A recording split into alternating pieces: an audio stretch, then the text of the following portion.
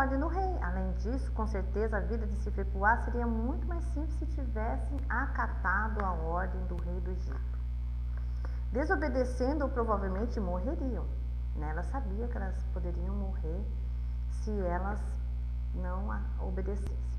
Contudo, essas mulheres temeram mais ao Senhor do que Faraó. Cifra e Puá, como Pedro e os demais apóstolos, também entenderam que é preciso obedecer antes a Deus do que aos homens. Está lá em Atos 5, 29.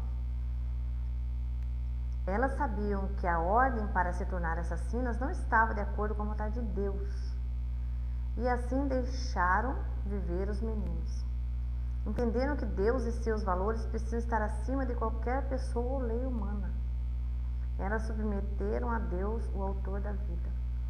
Elas, mesmo tendo a convicção que poderiam ser mortas, preferiram obedecer a Deus do que aos homens. Cifra e Puá não foram os únicos personagens bíblicos a escolher o temor do Senhor acima do temor do homem. Os amigos de Daniel se recusaram a curvar diante da estátua do rei. Daniel continuou orando a Deus apesar a lei contrária a essa prática, que Daniel orava 3 vezes. O apóstolo continuara a testemunhar de Cristo, apesar da ordem das autoridades que parasse imediatamente. Eles estavam preparados para aceitar as consequências das escolhas que fizeram e confiar a vida àquele que tudo controla. Nós sabemos que Deus tem controle de todas as coisas. Quer dizer, Deus tem sempre o começo, meio e fim. Temos significado de medo, reverência e imenso respeito. Cifra e Puá. Temor significa medo. Reverência e imenso respeito. Cifra e Puá demonstraram temer mais a Deus do que o poderoso Faraó, ao colocarem a obediência a Deus acima da obediência do rei do Egito. De que maneira podemos demonstrar o temor ao Senhor em casa, no trabalho ou na igreja? De que maneira podemos demonstrar? Podemos demonstrar o temor de Deus com as nossas vidas, com as nossas orações. Se alguém precisa de uma visita, visitar. Se alguém precisa de um abraço, abraçar, Então, nós podemos demonstrar o temor do Senhor, que nós tememos a um Deus com nossas vidas, com o nosso testemunho, muito importante, em todos os lugares que vamos, testemunhar do amor de Cristo. Nunca deixar de falar de Jesus para as pessoas, irmãs.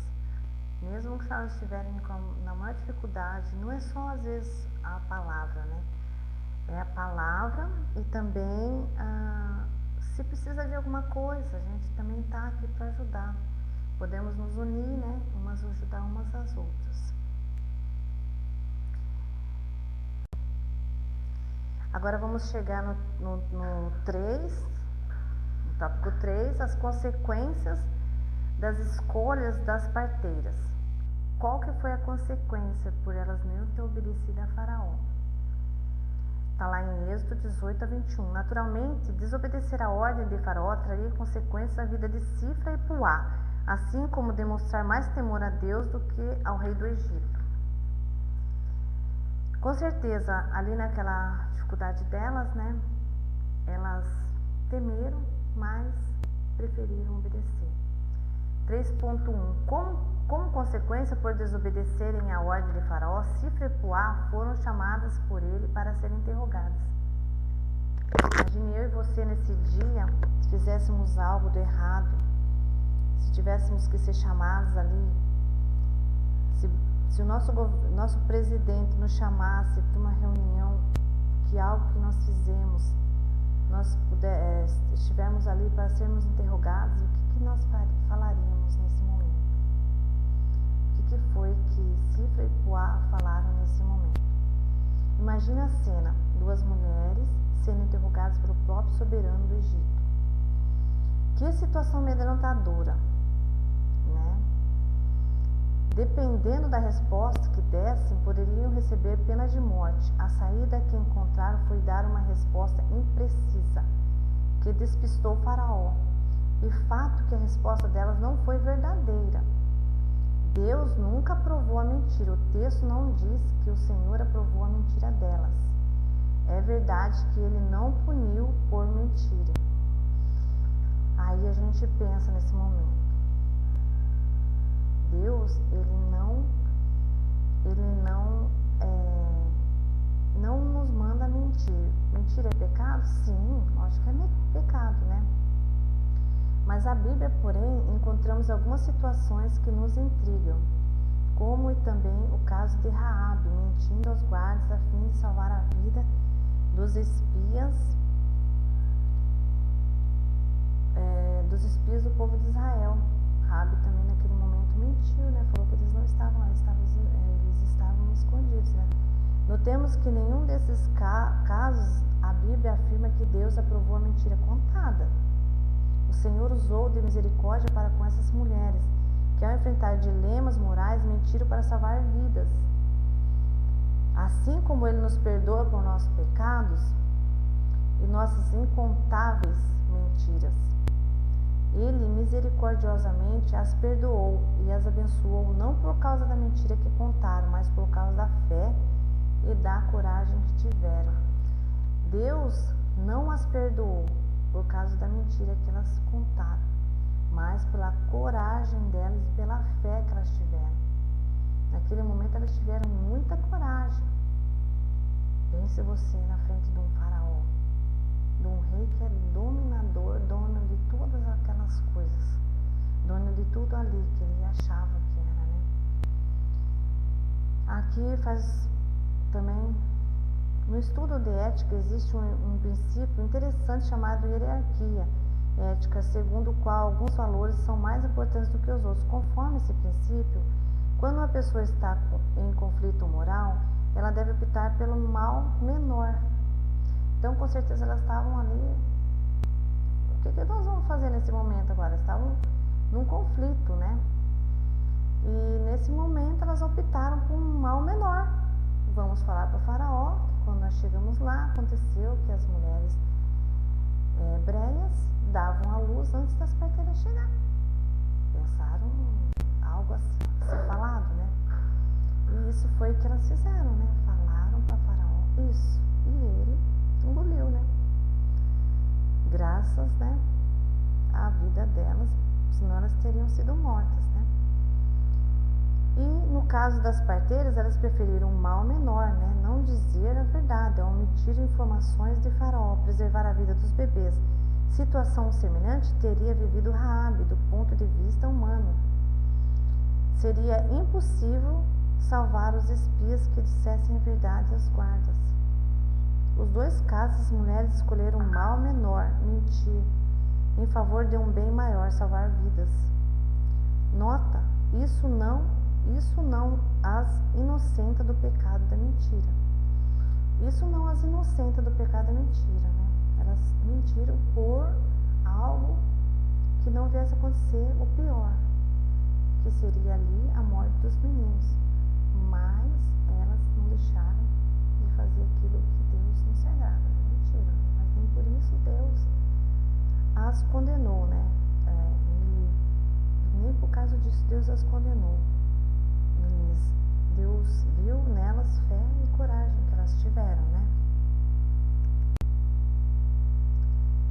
Agora o nosso tópico 3.2. Como consequências por terem temido mais a Deus que a Faraó, elas foram abençoadas pelo Senhor.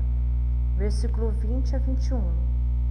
O texto diz que Deus foi bondoso com as parteiras, visto que as parteiras temeram a Deus, Ele concedeu-lhes que tivessem suas próprias famílias. Primeiro, o Senhor preservou a vida delas da ira de Faraó e, além de protegê-las, ainda as abençoou com graça de se tornarem mães. Ainda as abençoou.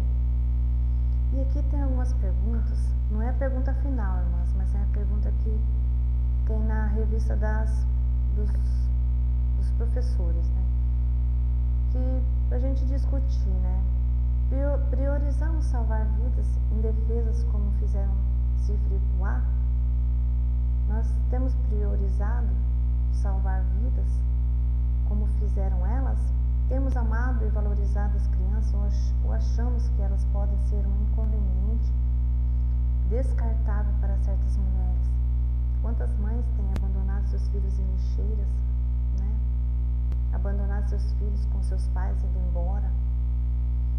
Quantas mães têm feito coisas abomináveis nos dias de hoje que nós temos visto na televisão?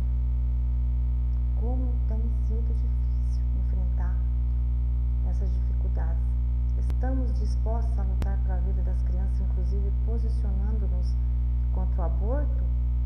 Ou por respeito à cultura da sociedade, aos movimentos feministas, aos valores egoístas, as mulheres de hoje temos sido omissas e nos mantido caladas?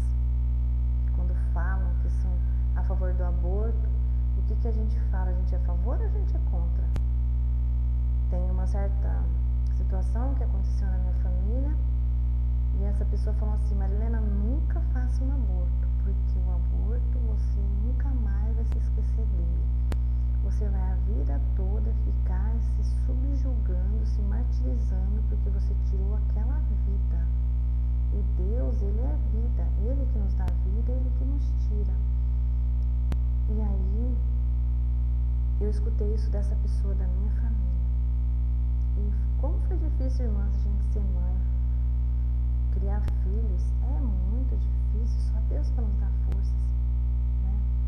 Mas graças a Deus, por mais dificuldade que eu vim enfrentar, eu nunca fiz um aborto, eu nunca abandonei nenhum dos meus filhos, até hoje, né? E até hoje, mesmo eles distantes,